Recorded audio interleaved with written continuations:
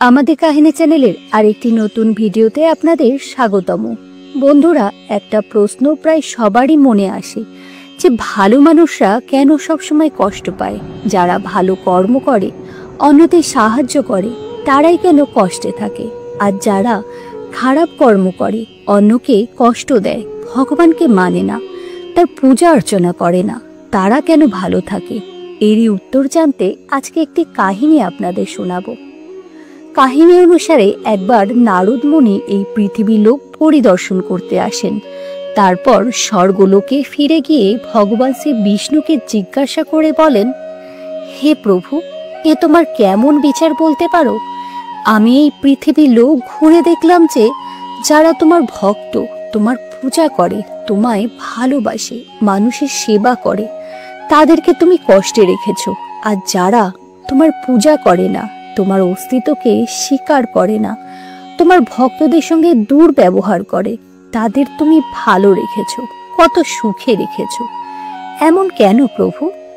ভগবান শ্রী বিষ্ণু একটু মুচকি হেসে বললেন, চলো, আজ তুমি সবকিছু নিজের চোখে দেখবে, তাহলে তুমি সব বুঝতে পারবে। এই বলে তিনি নারদ মুনিকে নিয়ে সোজা পৃথিবীতে চলে আসলেন। এরপর তারা দুজন সাধুর বেশ ধারণ করলেন। সাধুর বেশ ধরে তারা এদিক ওদিক ঘোরাফেরা করার পর ভগবান শ্রী বিষ্ণু নারদ মুনিকে এক ধনী ব্যবসায়ীর বাড়িতে নিয়ে গেলেন। এই ব্যবসায়ীর বাড়িতে কোনো কিছুর অভাব ছিল না, কিন্তু তারা কোনোদিন ভগবানের পূজা অর্চনা করে না। কেউ তার বাড়িতে কৃষ্ণ নাম হরিনাম করে ভিক্ষা চাইতে আসলে তাদেরকে তাড়িয়ে দেয়। দরিদ্র মানুষ দেখলে তার সঙ্গে খারাপ ব্যবহার করে, কাউকে কোনো কিছুই দান করে না। সেই বাড়িতে ভগবান সাধুর বেশ ধরে প্রবেশ করে বললেন, হরে কৃষ্ণ, বাবু, দুটো অন্ন ভিক্ষা দেবেন? বাড়ির ভেতরে তখন সবাই যে যার মতো ব্যস্ত। এইভাবে বেশ কয়েকবার ভিক্ষা চাইবার পর বাড়ির মালিক বেরিয়ে আসলেন এবং ওই দুইজন সাধুকে দেখতে পেলেন। বাড়ির মালিককে দেখে তারা আবারও বললেন, হরে কৃষ্ণ, আমরা ক্ষুধার্ত, দুটো অন্ন ভিক্ষা দেবেন, ভগবান আপনার মঙ্গল করবেন। এ কথা শুনে বাড়ির মালিক বলল, এটা কি ধর্মশালা নাকি যে যখনই আসবি খাবার পেয়ে যাবি? হাত পা তো ঠিকঠাকই আছে, কাজ করে খেতে পারিস না, লোকের দরজায় ঘুরে বেড়াচ্ছিস, আবার ভগবানেরও নাম করছিস। তখন ওই সাধু বেশধারী ভগবান বললেন, বাবু, আমরা ভগবানের সেবক, ভিক্ষা করেই আমরা আমাদের ক্ষুধা নিবারণ করি। এ কথা শুনে ব্যবসায়ী বললেন, এতই যদি ভগবানের উপর বিশ্বাস, তাহলে তোদের বাড়ি বাড়ি ভিক্ষা করার কি দরকার? ভগবান তো তোদের খাবার দিয়ে দিতেই পারে। আর তুই বলছিস ভগবান আমার মঙ্গল করবে। আমি যদি পরিশ্রম না করি, তোর ভগবান কি আমাকে এমনি এমনি পয়সা দেবে? ভগবানের সেবা করে তোরা কি পেয়েছিস? বাড়ি বাড়ি ভিক্ষা করে খাবার জুটবে কি তার ঠিক নেই। আর আমাকে দেখ, আমার এত টাকা আছে যে আমার ছেলে মেয়েরাও সারা জীবন বসে খেতে পারবে। তখন নারদ মুনি রেগে গিয়ে বললেন, মানুষের যেমন পরিস্থিতি আসুক না কেন, নিজের ভালো অবস্থার জন্য কখনো অহংকার করতে নেই। যে আপনার কাছে সাহায্য চাইতে এসেছে, আপনি জানেন না সে কি পরিস্থিতিতে আছে, কেনই বা আপনার কাছে এসেছে। শুধু অনুমানের ভিত্তিতে আপনি তাকে অপমান করতে পারেন না। সাহায্য করবেন না ঠিক আছে, কিন্তু খারাপ কথা বলে তার মনে আঘাত করার কোনো অধিকার আপনার নেই। এর উত্তরে সেই ব্যবসায়ী বললেন, খুব তো ভগবান ভগবান করছিস, আমি যদি কিছু কাজ না করি, তোর ভগবান আমাকে কিছু দেবে? যদি চাই আমার আয়ু বেড়ে যাক, আমার ধনসম্পত্তি বৃদ্ধি পাক, ভগবান কি দেবে আমায়? তখন শ্রী বিষ্ণু বললেন, ঠিক আছে, তবে তাই হোক, তুমি দীর্ঘায়ু লাভ করো, তোমার ধনসম্পদ বৃদ্ধি পাক। এই বলে ভগবান নারদকে নিয়ে সেখান থেকে চলে গেলেন। তারপর তারা একটি কুঁড়ে ঘরের সামনে এসে দাঁড়ালেন। সেখানে একজন বয়স্কা বিধবা মহিলা তার একটি গাভীকে নিয়ে থাকতেন। গাভীকে তিনি কন্যাসম ভালোবাসতেন। বাড়ি বাড়ি ভিক্ষা করে তিনি দিন যাপন করতেন। সেই কুঁড়ে ঘরের সামনে গিয়ে ভগবান শ্রী বিষ্ণু বললেন, মা, আমরা ক্ষুধার্ত, দুটো অন্ন দেবে?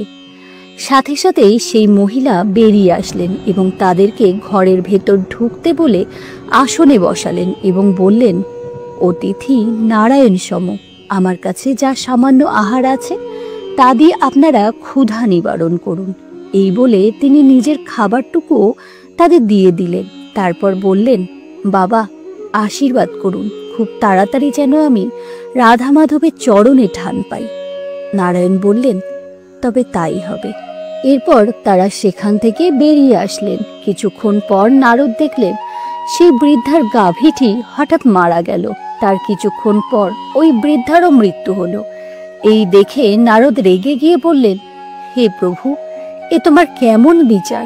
যে তোমায় অসম্মান করলো তাকে তুমি আরো ধনবান হওয়ার আশীর্বাদ দিলে, আর যে নিজের সবটুকু দিয়ে তোমার সেবা করলো তার এই অবস্থা করলে।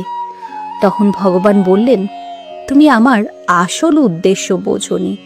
তাহলে বলি শোনো, ওই ব্যবসায়ীকে আমি ধনী হওয়ার আশীর্বাদ দিলাম, কারণ সে তাই চেয়েছিল। সে ঈশ্বরের সাধনা করে না, অন্যদের সাহায্য করে না।